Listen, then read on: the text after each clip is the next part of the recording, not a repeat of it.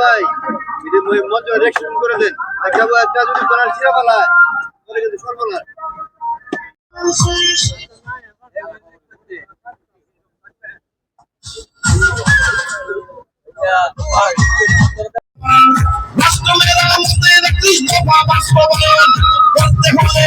শিক্ষার বিজয় প্রয়োজন কৃষক শ্রমিক জেলে তাতে ধোপা মজুর পায় নির্বাচনে হবে এবার ধানের শীষ রেডি বরাবর মাইক 30 টাকা কম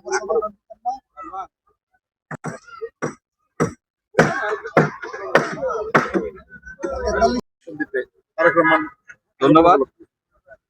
বহু কাঙ্ক্ষিত জাতীয় নির্বাচনকে সামনে রেখে নির্বাচনী প্রচারণার প্রথম দিন অর্থাৎ 22 জানুয়ারি আগামীকাল বিএনপির চেয়ারপারসন জনাব তারেক রহমান নরসিংদীতে আসছেন।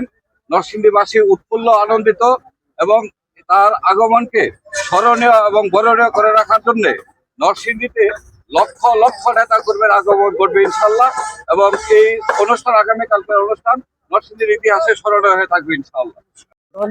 আপনার বিএনপি পরিবার রাজপথে স্লোগান দিয়েছি তারেক রহমান বীরের বেশি আসবে ফিরে বাংলাদেশে। স্বৈরাচারের পতনের পর তারেক রহমান বাংলাদেশে ফিরে এসেছেন ঠিকই, এই নরসিংদীর মাটিতে ওনার কখনো আসা হয় নাই। উনি দেশে আসার পরে এই নরসিংদীতে ওনার একটি প্রথম সমাবেশ, এই জন্য ইতিমধ্যেই বিগত 4-5 দিন যাবত একটি উৎসবমুখর পরিবেশের সৃষ্টি হয়েছে। আমরা বিশ্বাস করি এটা একটি পথসভা ছিল, কিন্তু এখানে পরিবেশ আমাদের যেরকম প্রস্তুতি পর্ব নরসিংদী জেলা বিএনপির সভাপতি খায়রুল কবির খোকন এবং সাধারণ সম্পাদক মঞ্জুর এলাহি ভাইয়ের নেতৃত্ব এবং নির্দেশে আমরা মাঠ পর্যায়ে কাজ করে যেরকম প্রস্তুতি দেখলেই বোঝা যায় আসলে এটি পথসভাতে নেই।